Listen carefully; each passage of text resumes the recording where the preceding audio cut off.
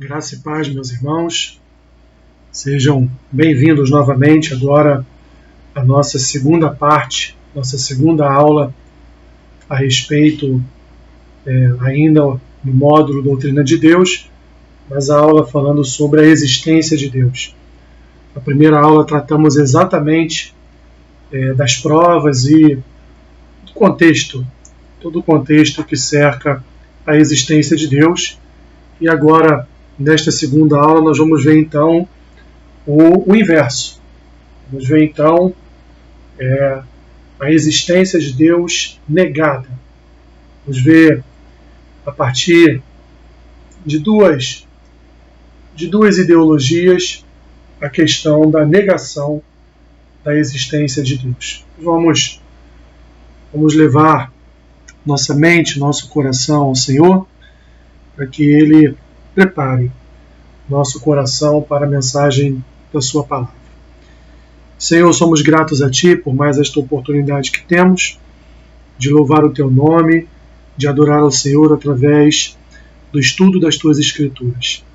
Pai, que Tu venha a trazer a iluminação do Teu Espírito sobre os olhos do nosso coração, para que estejamos atentos e com os nossos olhos fitos em Cristo, que é o autor e consumador da nossa fé. Aquele que, através da sua obra na cruz, nos ensinou e nos trouxe à luz o conhecimento do Pai e de seu reino.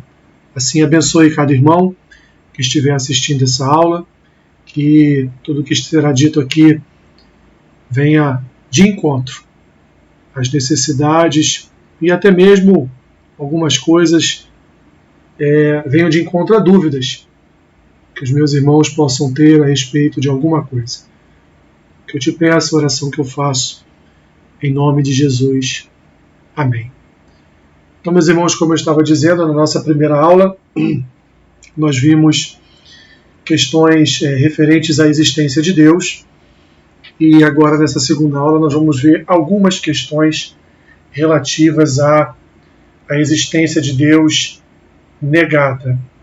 Então, iniciando a nossa aula, eu quero falar a respeito de algo que nós chegamos até a falar um pouquinho na nossa primeira aula lá do WhatsApp, na semana passada, na terça-feira passada, que foi em relação à questão do ateísmo, daqueles que declaram a não existência de Deus ou que não creem que Deus existe. Então, assim, de uma forma resumida, básica, o que viria a ser o ateísmo? O ateísmo é a negação absoluta da ideia de Deus. Ou seja, o ateísmo ele nega absolutamente qualquer tipo de ideia que venha se referir à existência de um Deus. O ateísmo é algo novo? É uma filosofia nova? Evidentemente que não, mas eu quero aqui só passar um contexto histórico para os irmãos a respeito do ateísmo, para depois nós irmos para os textos bíblicos que já falavam do ateísmo, tanto no Antigo quanto no Novo Testamento. Esse termo ateísmo, ele é proveniente do grego ateos, e esse ateos significa sem Deus. Theos significa Deus, e o ateos significa sem Deus. Então ele era aplicado antigamente de uma forma negativa, ou seja, você queria ofender alguém, você chamava essa pessoa de ateu. Seu ateu, como se você fosse chamar seu bobo. Então você chamava a pessoa de seu ateu e ela se sentia extremamente ofendida, porque a palavra ela tinha uma conotação completamente negativa em relação àqueles que pensavam existir algum Deus para que eles adorassem. E aí, essa palavra não era usada só contra o cristianismo. Essa palavra era usada contra todos aqueles que de alguma forma entendiam que havia alguma divindade a quem ele deveria servir, em qualquer religião. Por isso que no período, por exemplo, ali do Novo Testamento, era uma palavra extremamente ofensiva aos religiosos. Durante os séculos XVI e XVII, essa palavra ateu ainda era reservada exclusivamente para a polêmica. O que isso significa? Ela era um insulto. Não era bom considerar uma pessoa ateu. Ninguém se dizia ateu. Ninguém proclamava o ateísmo porque as pessoas tinham vergonha desse termo. Era quase que um palavrão, era quase que uma ofensa. Era uma ofensa você chamar alguém de ateu. Então esse termo ateísmo, que nós estamos vendo aqui no quadro, ele foi utilizado pela primeira vez para descrever uma opção livre pessoal na Europa do século XVIII, ou seja, dando uma conotação de descrença no Deus monoteísta dos cristãos. Não só dos cristãos, mas também dos judeus e também, porque o Islã também é uma religião monoteísta, eles só acreditam em um único Deus.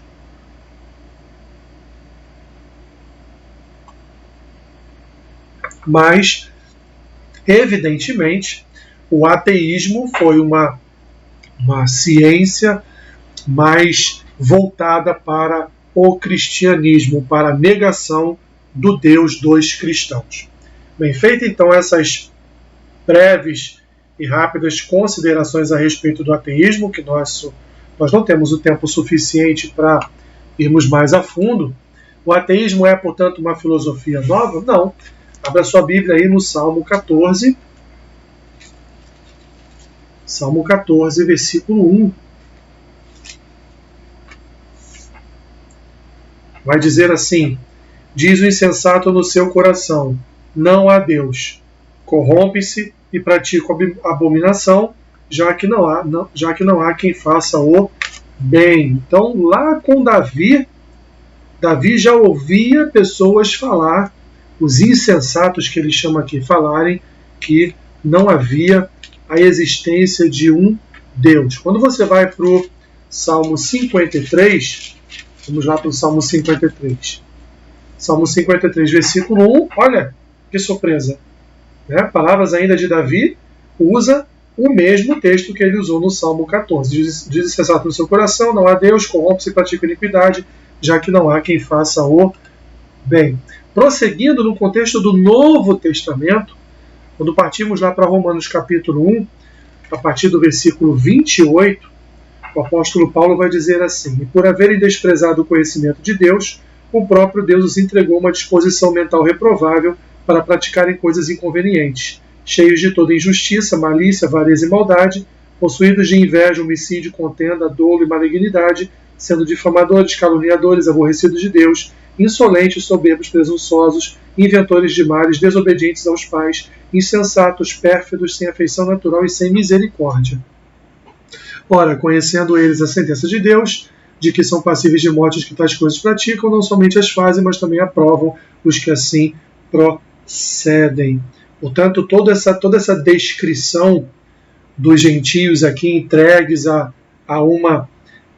sentimentos reprováveis dão a conotação daqueles que não acreditam na existência de Deus, os verdadeiros ateístas que fazem aquilo que eles querem porque eles não creem que existe um Deus que controla todas as coisas e que salva o seu povo para uma vida eterna. Efésios capítulo 2, versículo 12, mais um pouquinho à frente, Efésios capítulo 2, versículo 12, vai dizer: naquele tempo estáveis sem Cristo, separados da comunidade de Israel e estranhos às alianças da promessa, não tendo esperança e sem Deus no mundo. Então, os cristãos aqui de Éfeso, segundo o apóstolo Paulo em sua epístola, eles antes de terem recebido a Cristo em suas vidas, eles eram pessoas sem Deus, eram como os ateístas, não criam na existência do Senhor. Segundo aí o grande pensador e filósofo Blaise Pascal, o ateísmo é uma enfermidade. E é fato, meus irmãos, o ateísmo é uma doença. O ateísmo é uma enfermidade. Ainda mais o ateísmo ideológico, ainda mais o ateísmo combativo, que é aquele ateísmo que quer, de fato, enfrentar o cristianismo. Continuando, perdoe. C.S. Lewis, no livro Cristianismo Puro e Simples, ele vai dizer o seguinte: o meu argumento contra Deus era que o universo me parecia demasiadamente cruel e injusto. Olha, algo que a gente comentou na aula passada, né? Mas de onde foi que tirei esta ideia de justo e injusto? Olha só que pensamento. Um homem jamais pode afirmar que uma linha é torta se não tiver algum tipo de noção do que é uma linha reta. Assim, na minha própria tentativa de provar a inexistência de Deus, em outras palavras, que a realidade como um todo era sem sentido, descobri que eu era forçado a considerar que uma parte da realidade, ou seja, a minha ideia de justiça, estava cheia de sentido. Consequentemente, o ateísmo passou a ser demasiadamente simplista para mim. O que C.S. Lewis está querendo dizer aqui nessas linhas do seu livro Cristianismo Puro e Simples? Ele diz, olha, aquela pessoa que quer desconsiderar uma linha torta, ela tem que primeiro considerar uma linha reta. O que ele está querendo dizer é aquela pessoa que quer desconsiderar a existência de Deus, primeiro ela tem que reconhecer que Deus existe. Olha que coisa tremenda. E aí ele vem com a ideia de justo e injusto. Quem colocou no coração dele a ideia de justiça e de injustiça? Foi ele mesmo? Não, não foi ele. Ele sabe que isso é uma marca do homem, a questão do justo e do injusto, do certo e do errado, de saber o que é certo, de saber o que é errado. Isso não é só um aprendizado de família, mas isso é algo que vem no nosso DNA espiritual. Isso vem do nosso coração. Essa ideia de certo, errado, justo e injusto, ela já vem de Deus em nós. Na nossa concepção, ela já está em nosso coração.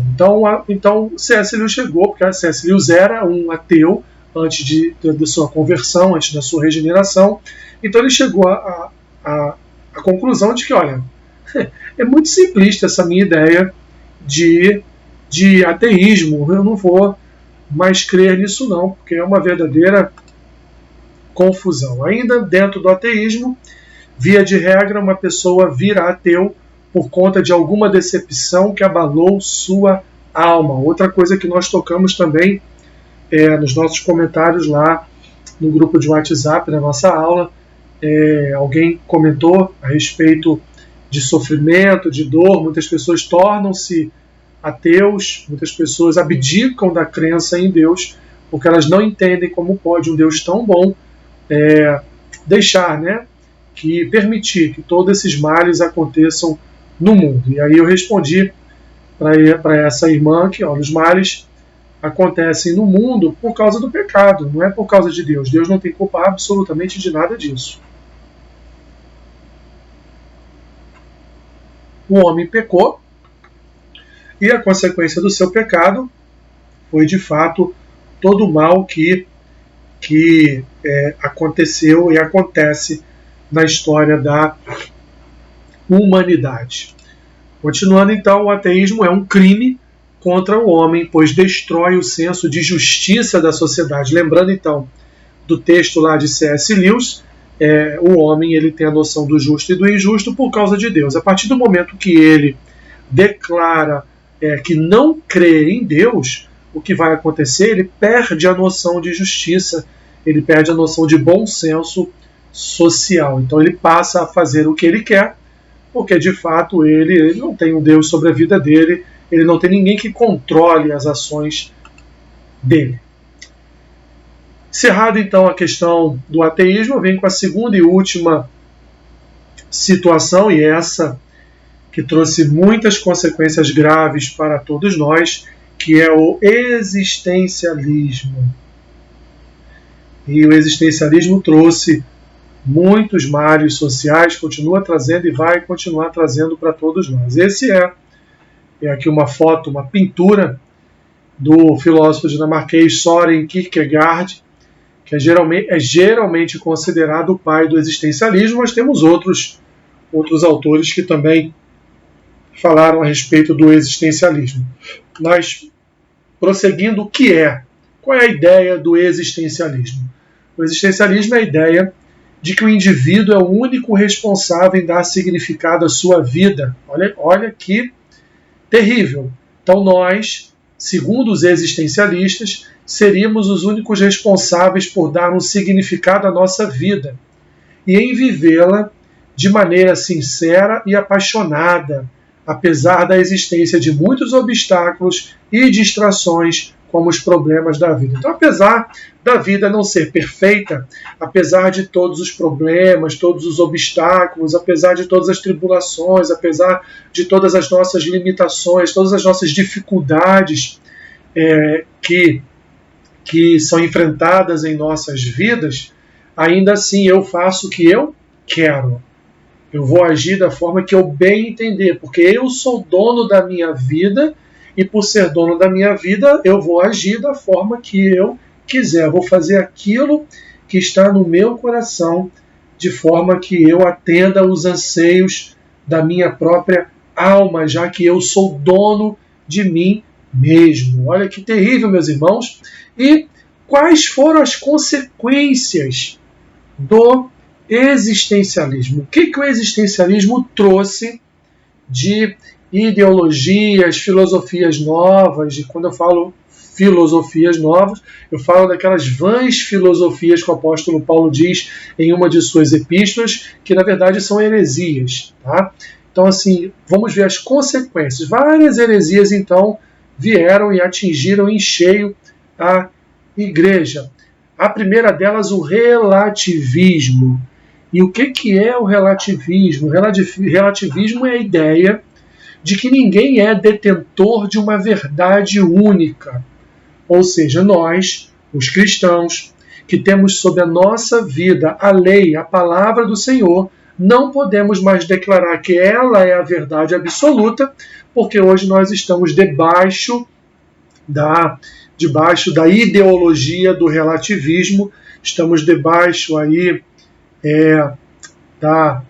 de toda a gama de verdades que habitam o nosso contexto histórico, dizendo para nós, olha, não, você acha que isso é verdade, mas para mim a verdade é outra.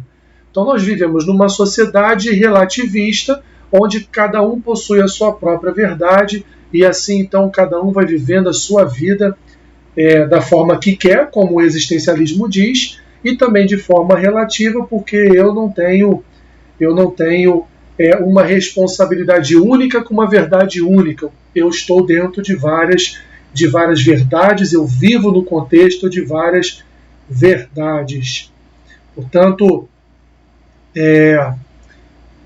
o relativismo traz isso para nós, essa noção de que a Bíblia, para nós cristãos, ela não é a verdade de fato, quando nós sabemos que ela é a palavra da verdade para nós. E isso traz muitos problemas para a igreja, porque a partir do momento que você prega esta verdade, outras religiões vêm sorrateiramente, como acontecia no tempo do apóstolo Paulo, no tempo do apóstolo João, com o gnosticismo e tantas outras heresias que entravam pelas portas da igreja, como um novo conhecimento, um novo evangelho, trazendo problemas. Continuando, então, saindo do campo do relativismo, nós então começamos agora a entrar em muitos problemas ocasionados para a sociedade. A questão, por exemplo, do meu corpo, minhas regras. Dê uma olhada lá no livro de Romanos, capítulo 12, versículos 1 e 2. Rogo-vos, pois, irmãos, pelas misericórdias de Deus, que apresenteis o vosso corpo por sacrifício vivo, santo e agradável a Deus, que é o vosso culto racional. E não vos conformeis com este século, mas transformai-vos pela renovação da vossa mente, para que experimenteis qual seja a boa, agradável e perfeita vontade de Deus. Ou seja, meus irmãos, tendo em vista que eu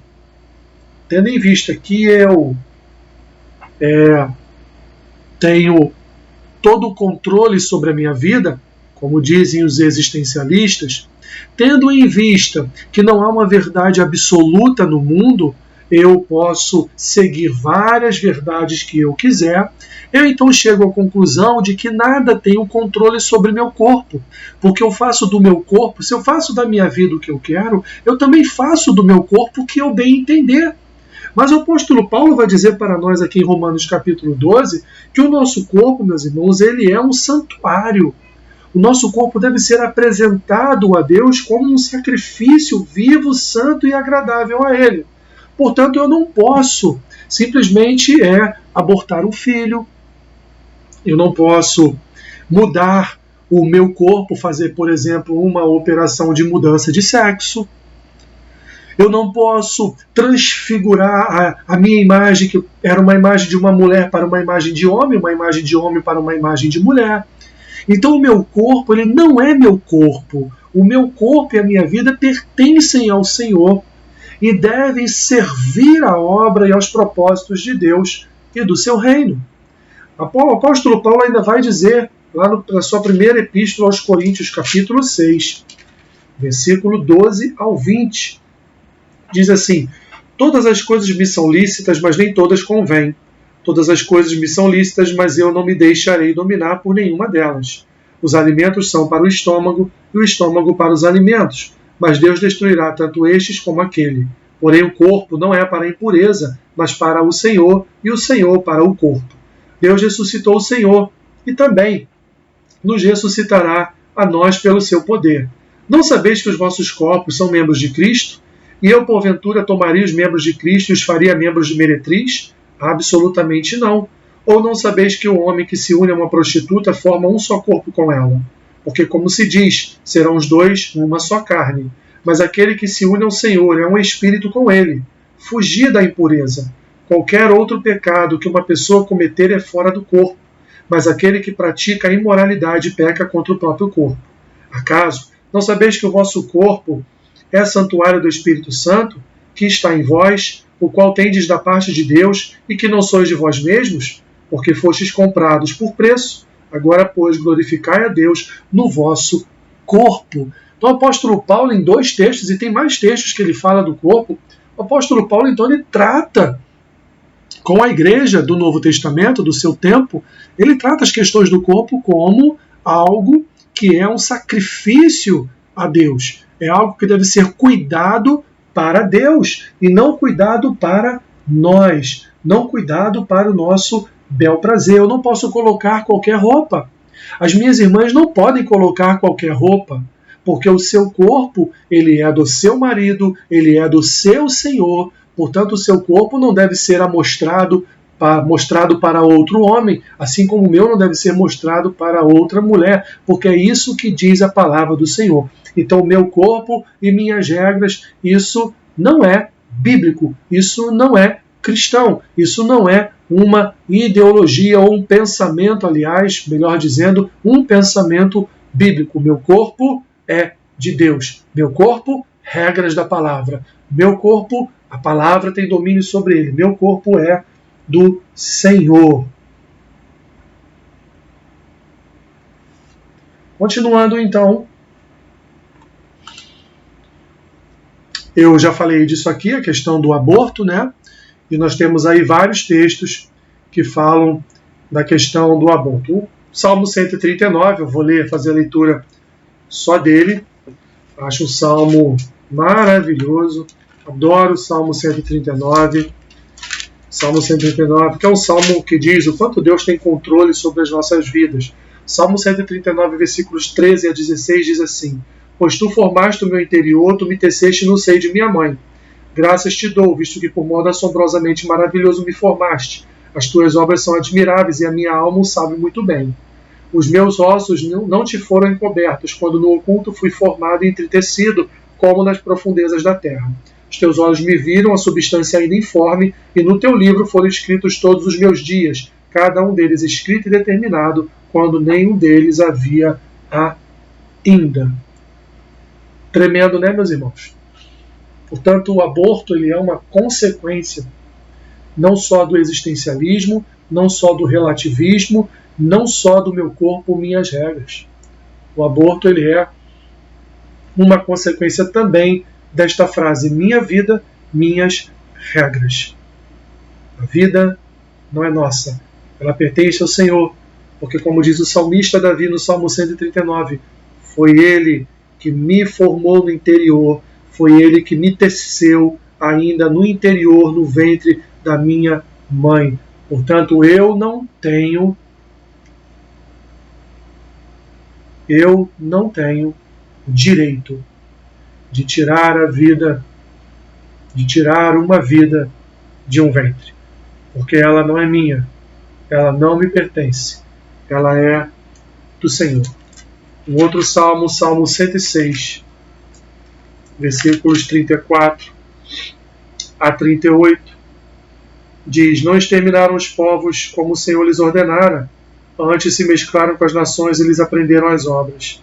Deram culto a seus ídolos, os quais se lhes converteram em laço, pois imolaram seus filhos e suas filhas aos demônios, e derramaram sangue inocente, sangue de seus filhos e filhas, que sacrificaram aos ídolos de Canaã, e a terra foi contaminada com sangue. Ele aqui já não está falando do aborto, mas ele está falando, na verdade, aqui da morte dos filhos do povo de Deus que serviam a Moloque, que aprenderam com outras religiões a servirem outros deuses, entre aspas, evidentemente, só existe um Deus, que é o nosso, mas eles então entregavam seus filhos a Moloque como sacrifício a esse Deus. Outra consequência do existencialismo é a eutanásia. A eutanásia ainda não há lei no Brasil em relação à eutanásia, mas já existe em muitos países na Europa que aplicam a eutanásia nas suas leis, e quando os médicos desenganam uma pessoa, quando os médicos praticamente consideram a pessoa como uma morta, como uma pessoa morta-viva, né? Ela está ali naquele leito em coma, mas os médicos consideram que ela nunca mais vai voltar, ou uma pessoa que está passando por um grande sofrimento de um processo de uma doença sem cura. Então, a autorização da família e também da própria pessoa em ter a sua vida ceifada.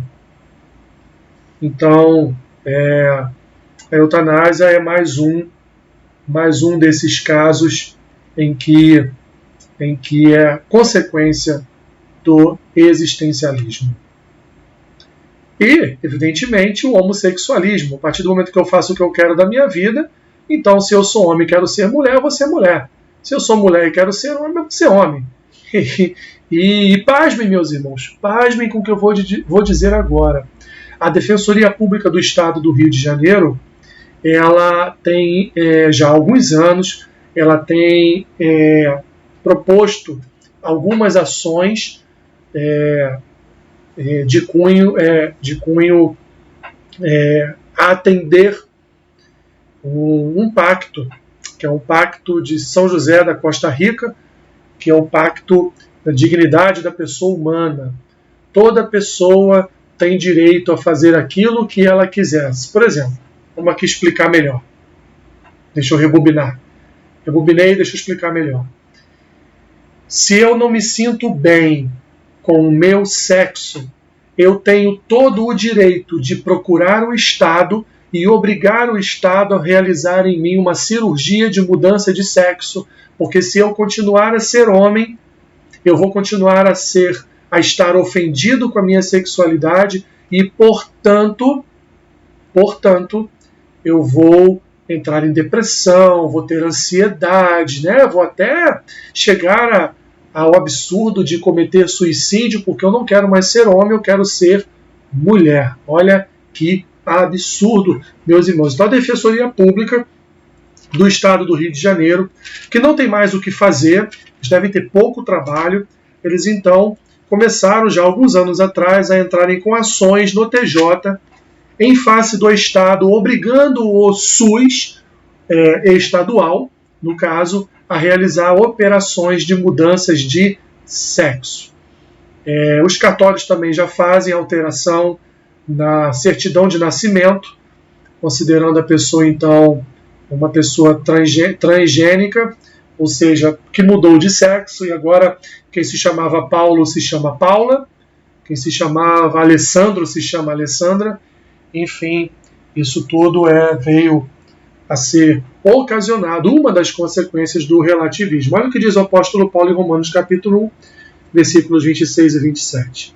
Por causa disso, os entregou Deus a paixões infames, porque até as mulheres mudaram o modo natural de suas relações íntimas por outro, contrário à natureza.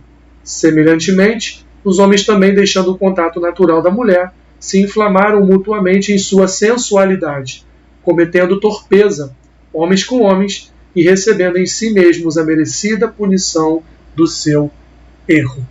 O que Paulo está dizendo aqui? Do que ele está falando?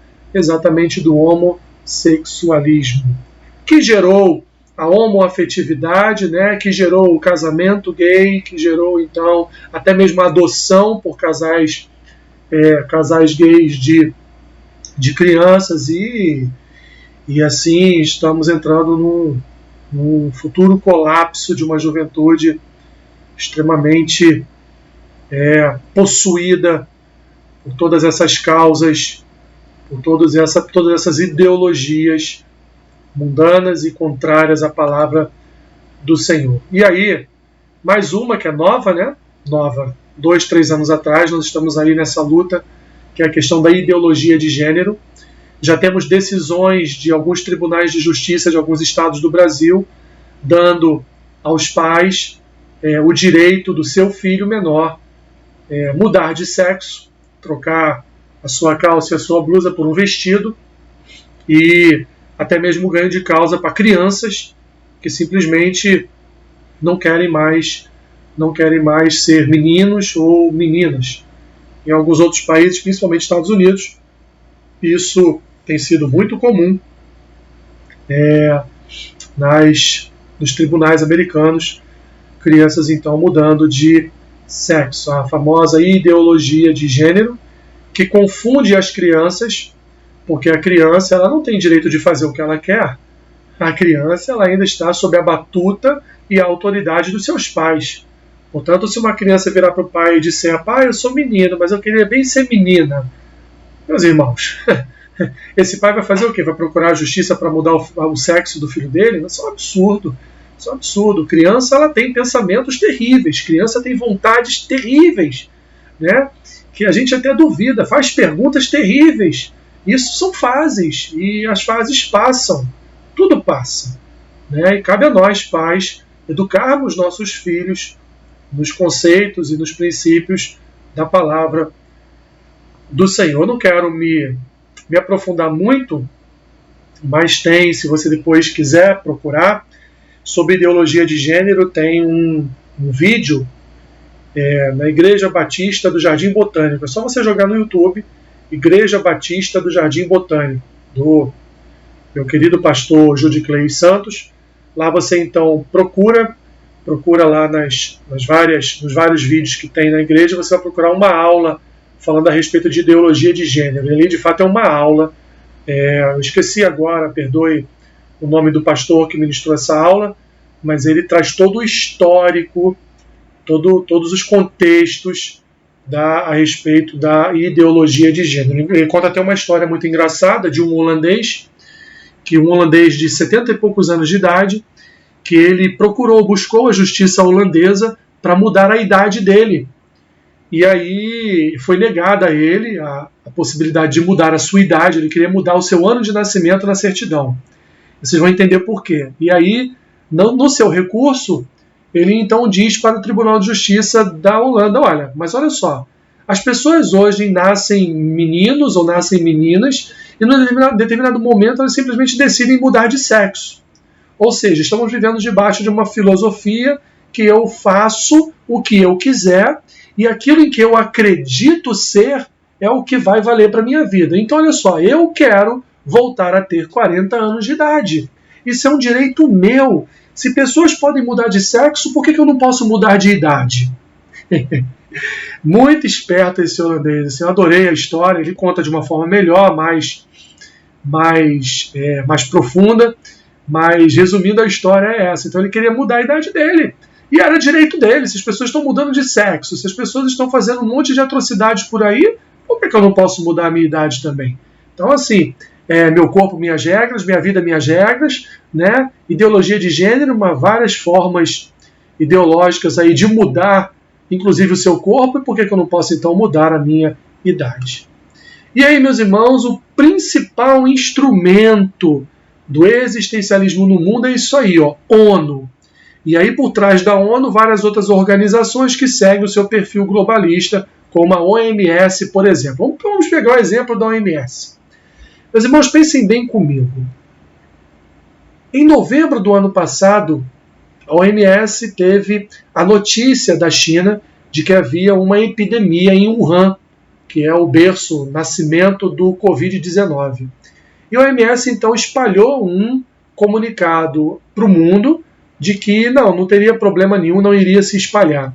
Em janeiro, já haviam vários casos do Covid-19 em países da Europa. E ainda assim a OMS dizia que era apenas um pequeno ciclo, que não haveria problema nenhum. Quando chegamos em fevereiro e março, picos gigantescos do Covid-19 na Europa, matando pessoas e pessoas na Espanha, na Itália, na Alemanha, enfim, em alguns outros países também. Então a ONU disse, olha, o bom agora é todo mundo ficar em quarentena. A ONU não, a OMS. É bom todo mundo agora ficar em quarentena, fecha tudo, vamos usar máscaras, tá bom? E vamos procurar e ver o que a gente pode fazer. Chegou em abril, a OMS simplesmente disse, olha, esse negócio de usar máscara é problemático, você não pode usar máscara por muito tempo, não. E quarentena, nós quisemos dizer que a quarentena era só para aqueles países onde a epidemia já estava num índice muito alto, mas não é para todos os países fazer a quarentena. Quando chegou em maio, aí foi a luta do remédio. A hidroxicloroquina, vale ou não vale? E aí o OMS me usa uma revista inglesa, a maior revista de medicina do mundo, a Lancet, usa ela então com uma pesquisa fajuta, mentirosa, em que a hidroxicloroquina ela mata pessoas. E logo depois a própria Lancet ela veio e desmentiu aquela matéria, desmentiu aquele estudo que a OMS entregou à revista para a revista publicar, dizendo então que a cloroquina, né, resumindo a hidroxicloroquina, a cloroquina, ela é sim um remédio, é um dos remédios que ajudam, né, junto com a azitromicina, junto com a ivermectina. E eu sei desse remédio, meus irmãos, porque eu tive Covid, tá? Eu passei 15 dias isolado em casa, mas a minha foi assintomática. E eu tomei esses remédios e não tive absolutamente nada. Então, assim, quantas pessoas morreram no mundo por causa de uma notícia falsa da OMS? Tudo isso, meus irmãos, um plano maior do globalismo da ONU, porque a ONU ela quer se transformar numa organização que ela não se preocupa em promover a paz, mas ela se preocupa em promover uma ideologia globalista onde ela persegue ferrenhamente o cristianismo. Para se ter uma nova ordem mundial, é necessário que o cristianismo acabe.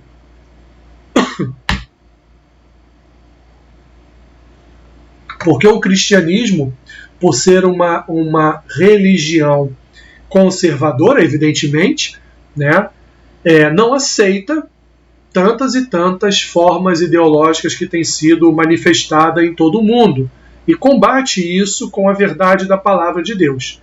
Então vivemos num mundo existencialista, relativista, num mundo onde meu corpo, minhas regras, minha vida, minhas regras, num mundo onde as pessoas escolhem o que elas querem, o gênero que elas querem possuir. Aliás, aqui abrindo parênteses, já há a existência de mais de 58 tipos de gêneros diferentes de sexualidade, tá bom? Em todo o mundo, ok?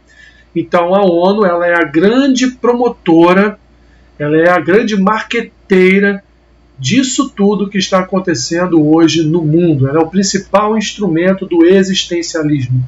O globalismo, para tomar conta de todo o mundo, com todas essas filosofias heréticas, pagãs e diabólicas, o globalismo ele precisa acabar com o cristianismo. Por isso, meus irmãos, que, por exemplo, quando algum muçulmano é perseguido em algum lugar, a imprensa vem e fala, né, pra caramba, olha que absurdo, perseguir um muçulmano e não sei o que. De fato é um absurdo mesmo.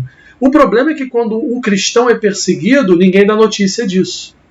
Nós só temos notícias da igreja perseguida na China, no Irã, no Iraque, na Palestina e em tantos outros países que perseguem o cristianismo. Nós só temos notícias por causa das agências cristãs de notícias, por causa das revistas, por causa das ONGs cristãs, porque se não fossem elas não teríamos notícias, meus irmãos. Porque a grande mídia globalista não noticia a perseguição ao cristianismo.